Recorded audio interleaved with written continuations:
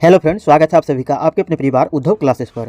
Friends, आज की इस सेशन में देखेंगे हम आरपीएफ कांस्टेबल एग्जाम 2025 से संबंधित महत्वपूर्ण प्रश्न। जो फ्रेंड्स अभी आपके एग्जाम जो चल रहे हैं आरपीएफ कांस्टेबल के एग्जाम के, उसी मार्च के फ्रेंड्स आपके 4 मार्च के जो एग्जाम हुए थे फर्स्ट शिफ्ट में, सेकंड शिफ्ट में और थर्ड शिफ्ट में, उसी क्वेश्चन पर आधारित होंगे। जैसे कि फ्रेंड्स आपके अगर किसी टॉपिक से अगर बायोलॉजी से संबंधित क्वेश्चन पूछे हैं जिस टॉपिक से, जिस चैप्टर से, तो उस चैप्टर से मैंने एक क्वेश्चन रखा है। इस प्रकार आपके पॉलिटिकल आर्टिकल से क्वेश्चन रखे हैं, तो मैंने आपके भी पॉलिटिकल आर्टिकल से ही क्वेश्चन रखे हैं। उसके बाद जो फ्रेंड्स आपके 1857 की क्रांति से क्वेश्चन रखे हैं, तो मैंने उससे भी एक क्वेश्चन रखे हैं। इस तरह से क्वेश्चन जो होंगे फ्रेंड्स हमारे टोटल क्वेश्चन 60 क्वेश्चन होंगे। और आज की इस सेशन में फ्रेंड्स हम लोग 60 एमसीक्यू क्वेश्चन देखेंगे और सेम उसी तरह के क्वेश्चन जो फ्रेंड्स आपके 4 मार्च के एग्जाम हुए थे, यानी जिस टॉपिक से पूछे गए उस टॉपिक से देखेंगे। और जिस टॉपिक से ज़्यादा क्वेश्चन पूछे गए उस टॉपिक से मैंने 2 क्वेश्चन रखे हैं। हालांकि फ्रेंड्स आपके जो कल एग्जाम हुए, यानी 4 मार्च को एग्जाम हुई, वो क्वेश्चन तो नहीं आ सकते, लेकिन इतना जरूर हो सकता है फ्रेंड्स कि आपके जो उस टॉपिक से क्वेश्चन जरूर पूछे जाएंगे, उस चैप्टर से जरूर क्वेश्चन पूछे जाएंगे। तो आज का सेशन कुछ हमारा इसी तरह का है फ्रेंड्स। तो चलिए फ्रेंड्स आज का इंपॉर्टेंट सेशन शुरू करते हैं। जो फ्रेंड्स आप अगर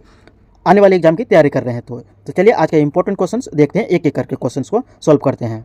पहला क्वेश्चन है हमारा, निम्न में से किस शासक ने शाहजहानाबाद शहर का निर्माण करवाया था? इसके राइट आंसर कीजिएगा फ्रेंड्स, ऑप्शन नंबर डी हो जाएंगे शाहजहां ने। शाहजहां जी के द्वारा जो है फ्रेंड्स आपके शाहजहानाबाद नगर का यानी शहर का निर्माण किया गया था। जिस तरह फ्रेंड्स आपके इस टॉपिक से यानी शाहजहां से रिलेटेड जो है आपके सवाल पूछे गए थे, तो इसलिए मैंने फ्रेंड्स आपके शाहजहां से रिलेटेड एक सवाल रखा है। इसी तरह फ्रेंड्स आपके क्वेश्चन जो है एग्जाम पे पूछे जाते हैं और आने वाले एग्जाम पे पूछे जाने की संभावना बनती है।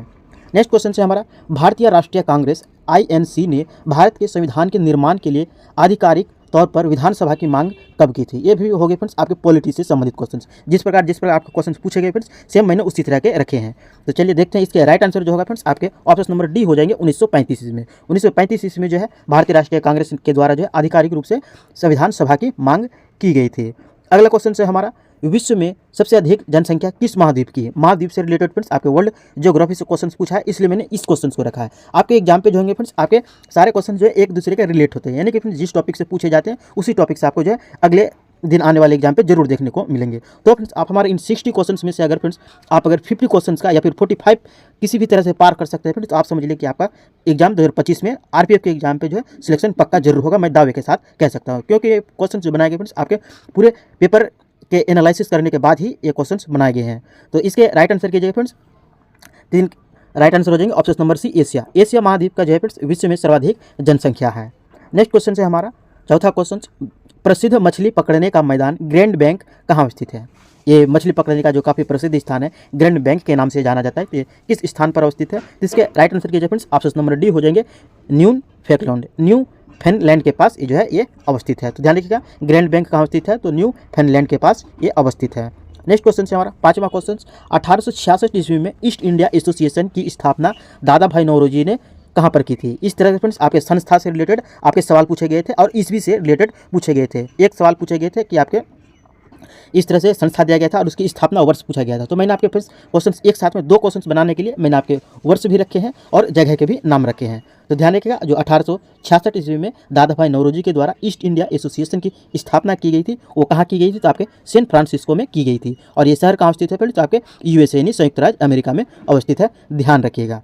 अगला क्वेश्चन है हमारा छठा क्वेश्चन, 2024 में ग्रीष्मकालीन ओलंपिक कहाँ आयोजित किए गए थे? इस तरह से फ्रेंड्स आपके खेल के आयोजन से रिलेटेड आपके एग्जाम पे क्वेश्चन पूछे गए थे, तो इसलिए मैंने फ्रेंड्स आपके ये जो काफ़ी प्रसिद्ध खेल हुआ था इसलिए मैंने ये क्वेश्चन रखा है। तो ध्यान रखिएगा 2024 में ग्रीष्मकालीन ओलंपिक खेल कहाँ आयोजित किया गया था? इसके राइट आंसर कीजिएगा, ऑप्शन नंबर डी हो जाएंगे फ्रांस में इसका आयोजन किया गया था। तो ध्यान रखिएगा 24वां ग्रीष्मकालीन ओलंपिक कहाँ आयोजित हुआ था? तो आपके फ्रांस शहर में आयोजित हुआ था। नेक्स्ट क्वेश्चन है हमारा 7वां क्वेश्चन, भारतीय संविधान में आपातकाल के दौरान मौलिक अधिकारों को निलंबित करने का प्रावधान किस देश से लिया गया है?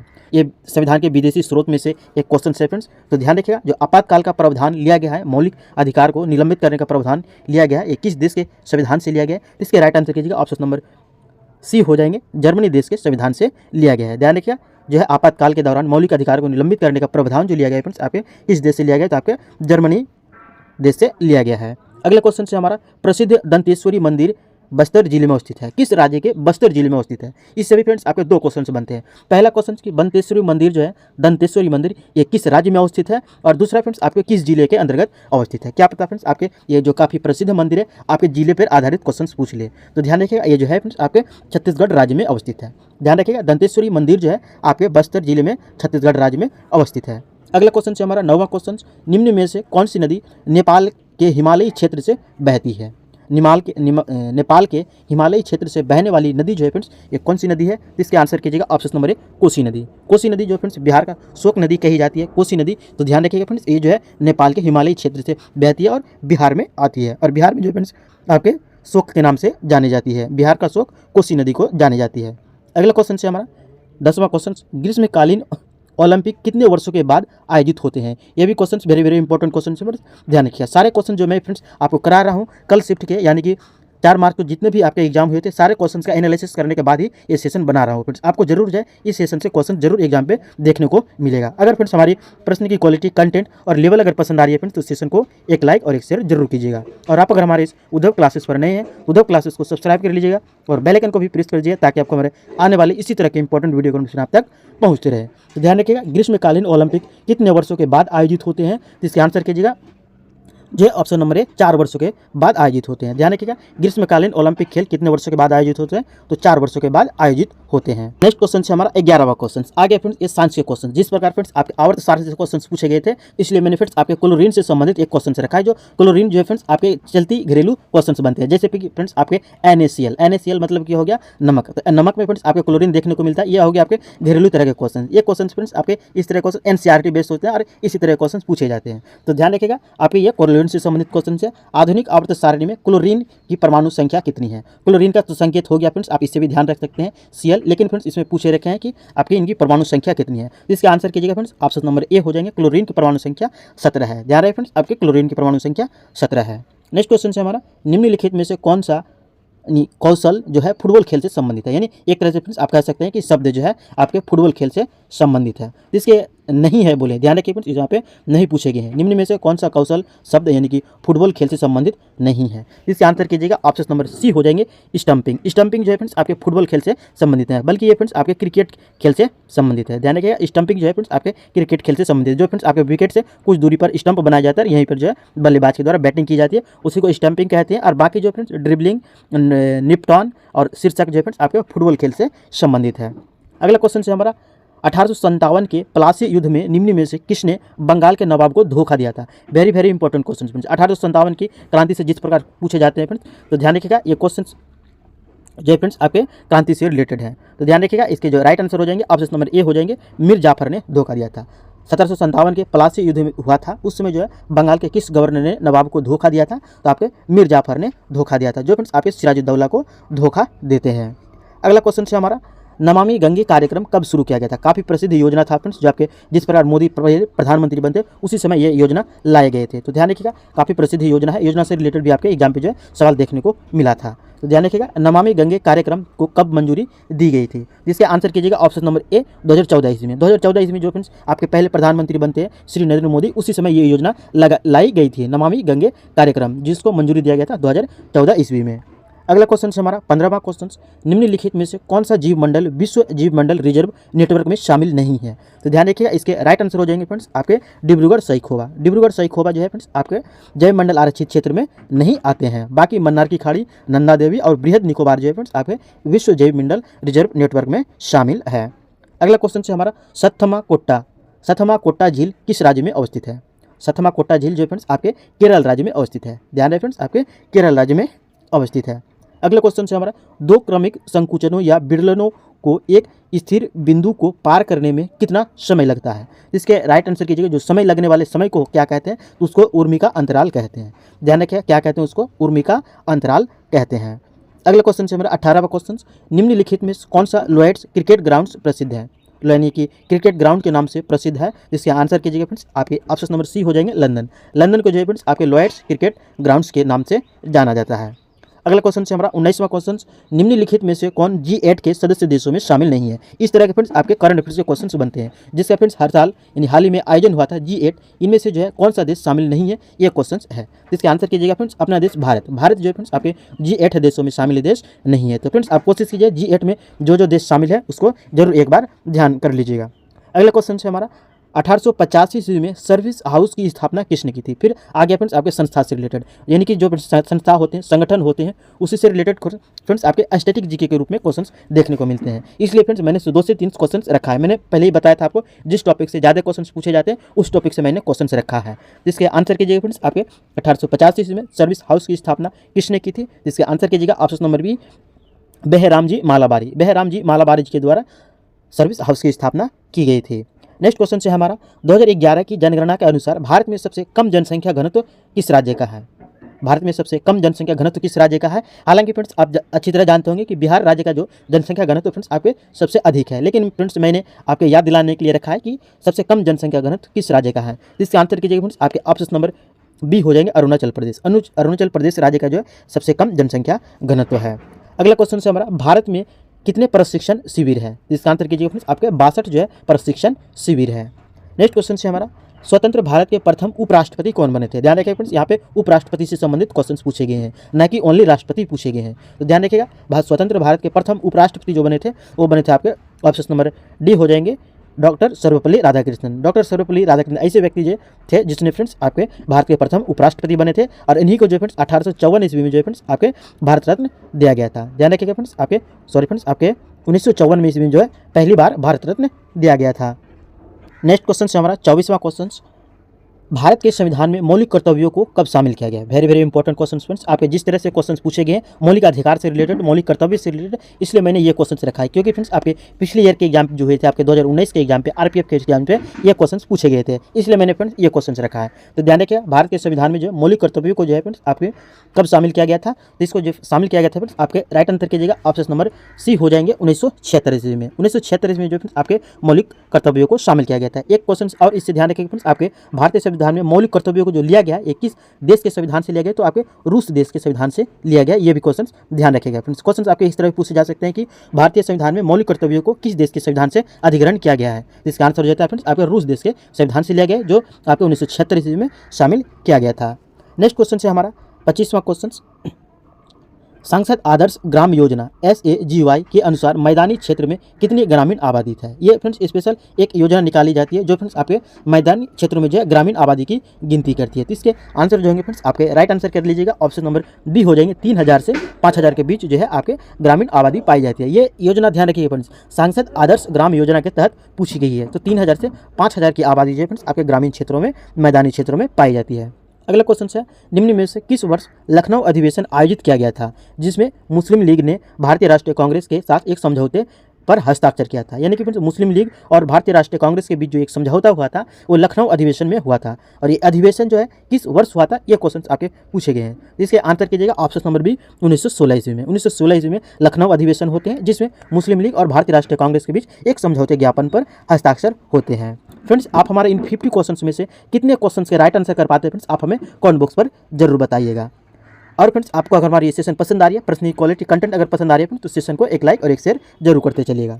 अगला क्वेश्चन है हमारा, कोरियोलिस बल द्वारा दक्षिणी गोलार्ध में वायु किस प्रकार विक्षेपित होती है। तो ध्यान रखिए फ्रेंड्स, ये जो कोरियोलिस बल जो है फ्रेंड्स आपके दक्षिणी गोलार्ध में अलग होते हैं और उत्तरी गोलार्ध में अलग होते हैं। जिस प्रकार ये हो गया हमारे पृथ्वी, यहाँ पर विषुवत रेखा को 2 भागों में बांटते हैं, और जो कोरियोलिस बल जो होते हैं फ्रेंड्स आपके दक्षिणी गोलार्ध की वायु को जो है आपके किस प्रकार विक्षेपित करते हैं। तो दक्षिणी गोलार्ध में इस तरह से वायु विक्षेपित होती है, और उत्तरी गोलार्ध में फ्रेंड्स आपके इस तरह से वायु विक्षेपित होती है। तो ध्यान रखिए, जब भी आपको इस तरह के क्वेश्चन से दे तो आपके राइट आंसर हो जाएंगे फ्रेंड्स आपके किधर जा रहे हैं, इधर हो जाएंगे हमारे बाएं, दाएं हो जाएंगे, इधर बाएं हो जाएंगे। तो इस तरह से हमारा जो है इधर विक्षेपित हो जाती है। तो इस तरह से आप कह सकते हैं फ्रेंड्स कि आपके बाईं ओर विक्षेपित हो जाती है। इस तरह से राइट आंसर हो जाएंगे ऑप्शन नंबर बी हो जाएंगे, बाईं ओर विक्षेपित हो जाती है। दक्षिणी गोलार्ध में बाईं ओर और उत्तरी गोलार्ध में हो जाए फ्रेंड्स आपके दाईं ओर विक्षेपित हो जाती है। और इससे क्वेश्चन एक और ध्यान रखिएगा, ये कोरियोलिस बल का जो सिद्धांत दिया गया था, जो जिसे कौन सा नियम कहते हैं फ्रेंड्स, तो ध्यान रखिए आपके फेरल के नियम के अनुसार ये क्वेश्चंस होते हैं। तो ध्यान रखिएगा फेरल के नियम के अनुसार ही ये आधारित होते हैं कि दक्षिणी गोलार्ध में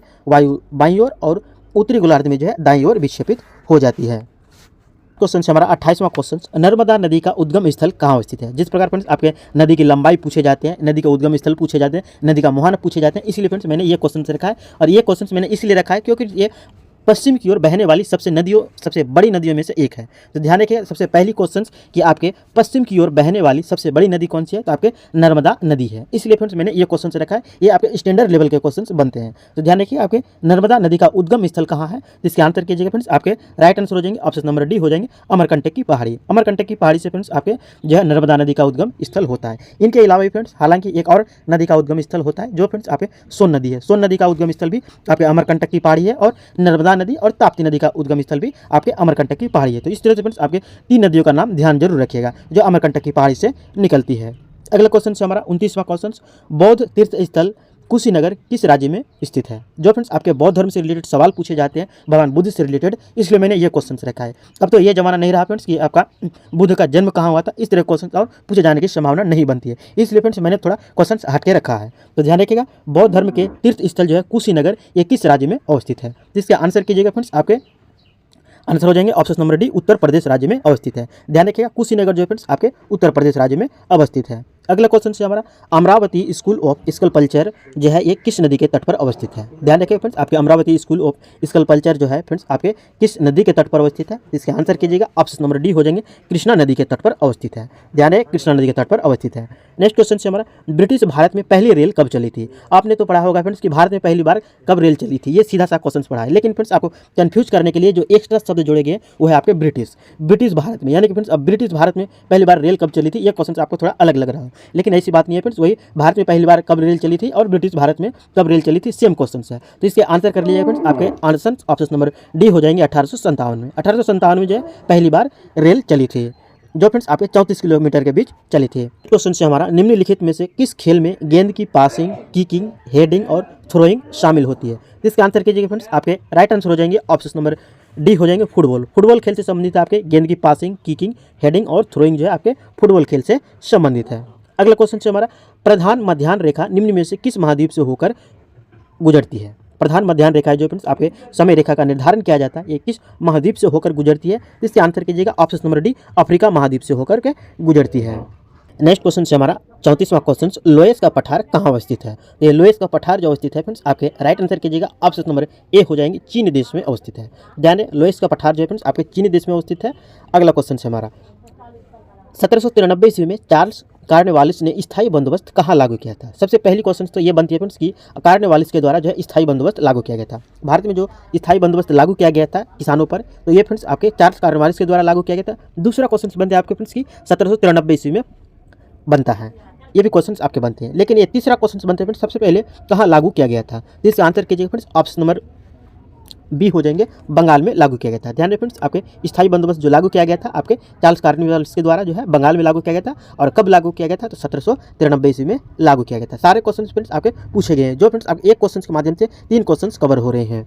अगला क्वेश्चन है हमारा 36वां क्वेश्चन, वे संसाधन जिसका वर्षों तक उपयोग होने पर उनका क्षय हो जाता है क्या कहलाता है। कई वर्षों तक उस संसाधन का हम यूज करते हैं, प्रयोग करते हैं, तो है एक समय के बाद जो है उनका क्षय हो जाएगा, इस तरह के संसाधन को क्या कहते हैं। तो इसका आंसर कीजिए फ्रेंड्स आपके अनवीकरणीय संसाधन। अनवीकरणीय संसाधन वे संसाधन होते हैं जो फ्रेंड्स आपके निश्चित समयांतराल के बाद समाप्त हो जाने की संभावना बनती है।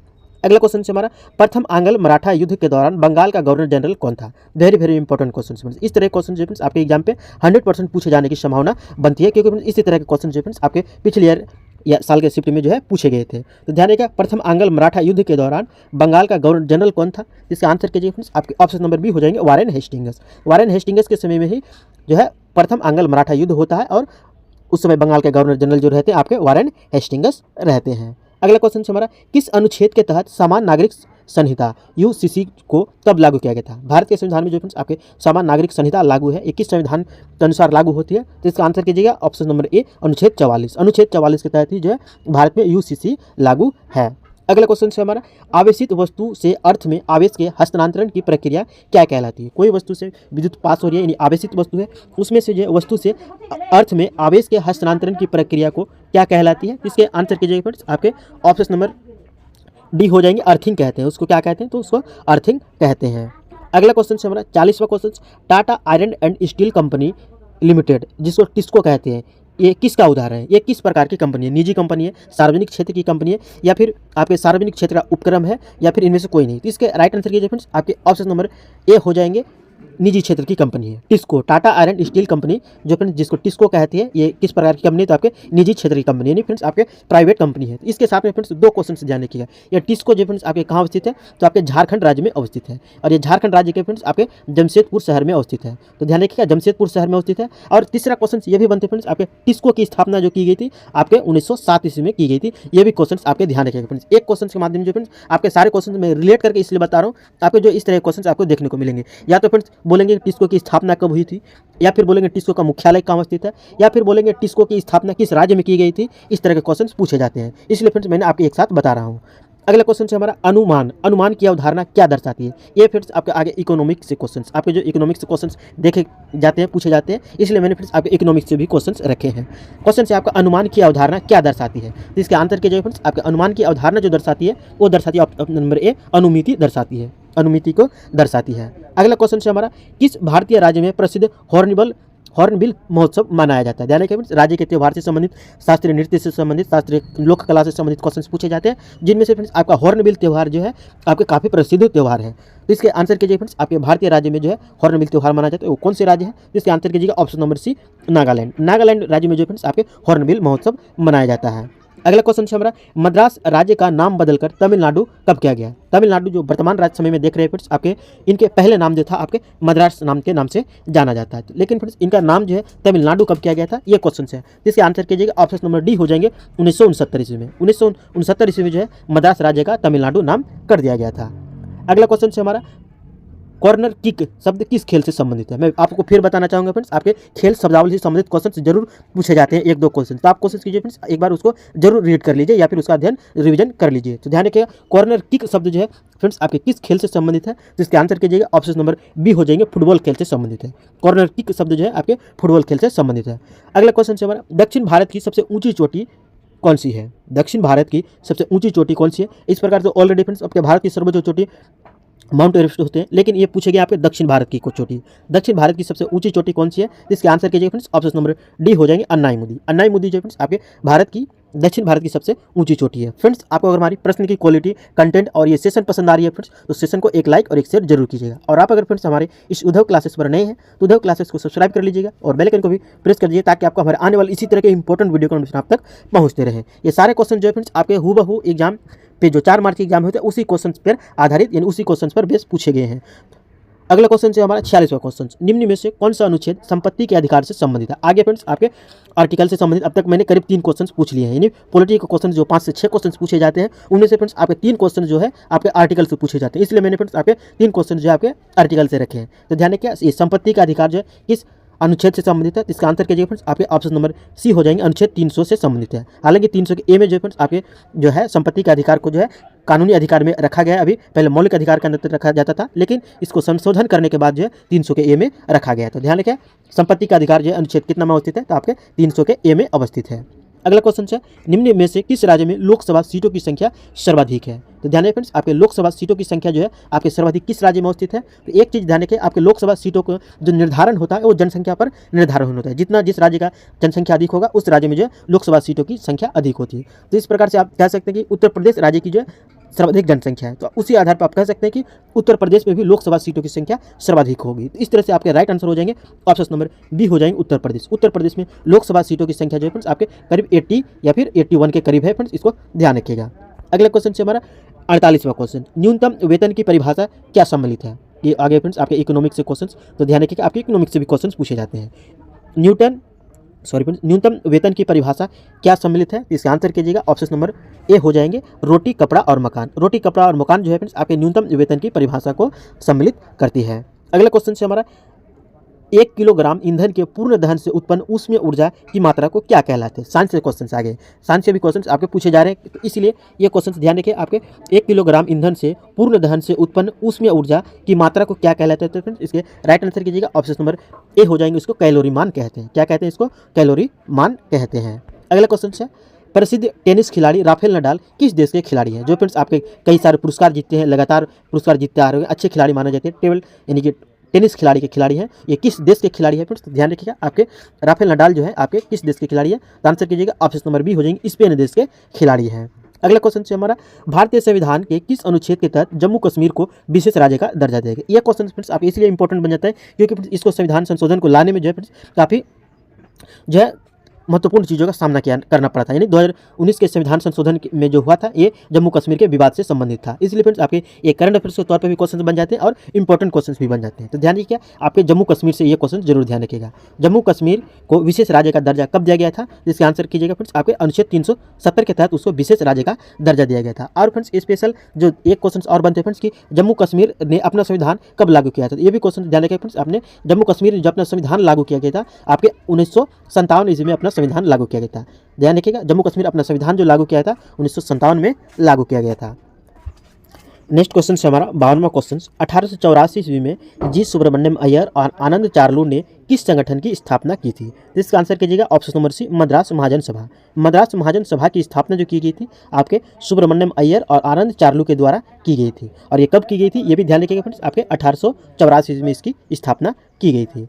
नेक्स्ट क्वेश्चन से हमारा 53वां क्वेश्चन, कौन सी रासायनिक अभिक्रिया में पदार्थ ऑक्सीजन के साथ अभिक्रिया करके ऊष्मा उत्पन्न करती है। तो स्वाभाविक सा क्वेश्चन है फ्रेंड्स, जिस रासायनिक अभिक्रिया में ऊष्मा उत्पन्न होगा उसको क्या कहेंगे, उसको दहन अभिक्रिया कहेंगे। एकमात्र ऐसी अभिक्रिया फ्रेंड्स आपके दहन अभिक्रिया जिसके माध्यम से जो फ्रेंड्स ऊष्मा उत्पन्न होती है। तो ध्यान रखिएगा जो आपके रासायनिक अभिक्रिया है ऑक्सीजन के साथ साथ आपके ऊष्मा भी उत्पन्न होते हैं, वो कौन सी अभिक्रिया है, आपके दहन अभिक्रिया है। अगला क्वेश्चन है हमारा 54वां क्वेश्चन, निम्नलिखित में से कौन सा पोर्ट वाइन का उत्पादन करता है। ऐसा कौन से पोर्ट है जो फ्रेंड्स आपके वाइन यानी कि शराब का उत्पादन करता है। इसके राइट आंसर क्या फ्रेंड्स आपके पुर्तगाल। पुर्तगाल जो है फ्रेंड्स आपके वाइन यानी कि शराब का उत्पादन अधिक करता है।